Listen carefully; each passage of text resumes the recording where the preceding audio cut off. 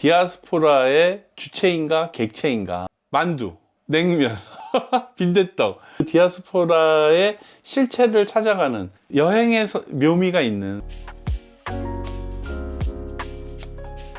안녕하세요 여러분, 명랑입니다. 오늘은 디아스포라 기행, 추방당한 자의 시선이라는 책을 들고 왔습니다. 서경식 선생님께서 책인데, 이분이 일본에서 생활하시던 교포 생각을 해야겠죠. 근데 형님이 간첩 사건 이런 거에 연루돼 가지고 석방을 위해서 여기저기 뛰어다니고서 제일 한국인으로서의 고난과 그에 대한 사유, 그런 거를 책으로 엮은 건데, 재밌는 게 그 전 세계의 디아스포라에 관련된 장소를 여행을 가요. 뭐 런던이, 독일의 뭐 어디니, 우리나라의 광주. 그러면서 이제 그 디아스포라를 조금 더 깊게 들여다보면서 도대체 왜 나한테, 우리 형들한테 이런 일이 일어났지? 디아스포라라는 건 도대체 뭘까? 라는 탐구를 해나가는 과정을 엮은 책이에요. 우리는 분단 국가잖아요. 디아스포라라는 것이 베이스로 깔려있는 우리나라의 국민이라면 누구도 한 번쯤 읽어보고 공감할 만한 내용이다 생각이 듭니다. 이 책을 통해서 여러분들이랑 한번 고민해보고 싶은 지점은, 나는 타인에게 있어서 디아스포라의 주체인가 객체인가? 나를 이방인으로 만든 어떤 사회나 타인들이 존재하잖아요. 근데 혹시 내가 타인을 그렇게 이방인으로 만들지는 않았는가, 배척하지는 않았는가, 그런 거를 같이 한번 생각해 보면 좋겠어요. 디아스포라는 게 되게 좁은 차원에서의 의미를 따진다면 유대인들에 대한 이야기죠. 넓은 의미의 디아스포라로 본다면 굉장히 많은 이민자들, 또 고향이나 자기의 삶터에서 추방당한 자들, 이 모두가 디아스포라의 아픔을 지니고 사는 것 아니냐. 그로 인한 의식의 변화, 우리의 삶을 변형시키고 어떤 측면에서 성장시키는지, 그런 거를 천천히 들여다보는 이야기예요. 트레바리 독서 토론에 참석을 했었는데, 많은 사람들이 신선했다, 재미있다, 미처 생각하지 못했던 지점들을 되게 많이 발견할 수 있었다, 나 자신도 사실은 디아스포라의 어떤 측면이 있구나, 그거를 발견함으로 해서 내 삶에 있어서의 어떤 변화를 꾀할 수 있게 됐다, 그런 긍정적인 평가들이 많았어요. 여러분들 친척 중에 이북분 계신 분 계세요? 저는 친할머니가 한경도 분이셨어요. 자연스럽게 만두, 냉면, 빈대떡, 그런 거를 아주 어려서부터 많이 해 먹었고, 다른 집도 다 그렇게 먹는 줄 알았어요. 근데 알고 봤더니 그걸 즐겨하고 자주 해 먹는 거는 보통 이북에서 내려오신 분들이 많이 그렇게 하더라고요. 디아스포라의 그 향수를 자극하는 것 중에 첫 번째는 이 음식이 아닐까. 그 같은 디아스포라의 아픔을 갖고 있는 공유학적인 그런 사람들은 음식으로서 하나의 결속력을 느끼는 게 아닐까. 특히 여러분, 만두 같은 거는요, 손이 많이 가잖아요. 혼자서 해 먹는 것보다는 해가지고 여럿이 같이 먹거나 나눠 먹기에 되게 좋은 음식이에요. 이북에서의 내려온 실향민들이 같이 모여서 만두를 빚고 끓여 먹고 하는 것들이 그들의 문화가 되지 않았나. 땅을 떠나왔지만 그 지역에 대한 것을 이어나갈 수 있는 첫 번째 방법도 음식이 아닌가. 그래서 부산의 밀면이, 이북에서 내려온 분들이 냉면을 만들려다가 밀가루로 만든 밀면이 탄생한 거잖아요.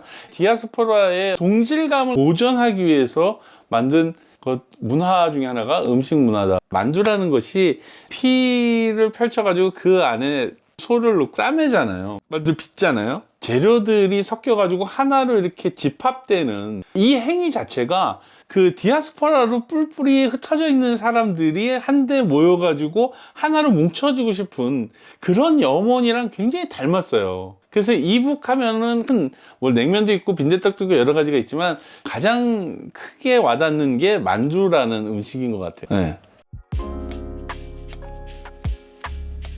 함흥냉면은 물냉면이 없었어요. 평양냉면은 비빔냉면에 회냉면이 없고, 평양냉면은 물냉면, 함흥냉면하면 회냉면, 비빔냉면. 그런데 이 분들이 각각 남한에 내려가지고 처음엔 따로따로 팔았대요. 근데 남한 사람들은 다 함흥냉면집 가가지고, 아니 왜 물냉면은 없어? 그리고 평양냉면집 가가지고, 아니 왜 회냉면은 없어? 비빔냉면은 없어?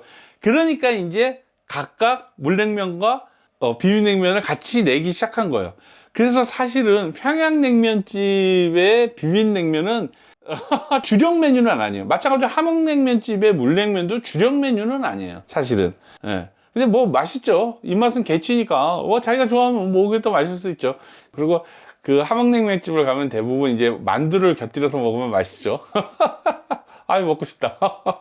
근데 참 재미있는 게 아내가 알게 모르게 저랑 비슷한 성향들이 있는 거예요. 성격적으로나 뭐 여러 가지가. 근데 알고 봤더니 장인어른이 평안도 분이셨던 거예요. 그거 몰랐는데 나중에 결혼 전에 이제 뭐 이런저런 얘기를 하다 보니까 그걸 이제 알게 됐어요. 되게 반가웠거든요. 왜냐하면 저는 그 한경도에 피가 흐르고 있으니까 이북에 피가 흐르는 아내하고 만나서 결혼하게 되는 게 저는 되게 좋았어요. 그 디아스포라라는 게 그게 있어요. 그 묘한 끌림. 그게 있어요. 신기하게. 그러니까 고향에 대한 그리움에 그걸 사람들하고 약간의 전기가 통한다고 할까? 뭐 그런 게 좀 있는 것 같아요. 그래서 저도 이상하게 아내의 어떤 그런 부분에 더 끌렸을지도 모르겠어요. 네. 그만큼 디아스포라라는 것은 우리의 내면에 깊게 깔려있고 인성이나 우리의 삶의 형태에 영향을 미치고 있지 않나 그런 생각을 했습니다. 그리고 흔히 얘기하는 동병상련이라고 그러잖아요. 이 책에서도 보면은 자기가 그 제일교포로서의 느꼈던 디아스포라와 그 유대인을 포함해서 전 세계의 그 이민자, 추방당한 자들의 입장에서의 디아스포라를 대입을 하면서 이 디아스포라라는 것 자체를 입체적으로 존망을 하게 만드는 거예요. 도대체 왜 이런 일이 벌어지고 왜 디아스포라의 고통이 존재하고 왜 아직까지도 자기의 땅을 찾아가지 못하고 차별이 발생하고 사람들의 시선이 그렇게 왜곡되는지 이거에 대한 이야기를 잘 재밌게 펼쳐나가는데 기행의 형식이기 때문에 그 디아스포라의 실체를 찾아가는 여행의 묘미가 있는 그렇게 쓰여진 책이에요. 읽는 내내 그 사람들과 그 상황과 그 타지에서 벌어지는 이야기들, 생각 그런 것들을 같이 여행하듯이 볼 수 있는 재밌는 책이랍니다. 한번 꼭 읽어보세요. 강원도 화천으로 처음 이사를 올 때 고개를 2개를 넘어요. 첫 번째 고개 넘고 두 번째 고개를 향해서 올라갈 때인가인데 요 중간쯤인가에 언덕을 올라가다 보면 표지판이 이렇게 있어요. 거기에 뭐라고 써있냐면 여기가 38선입니다.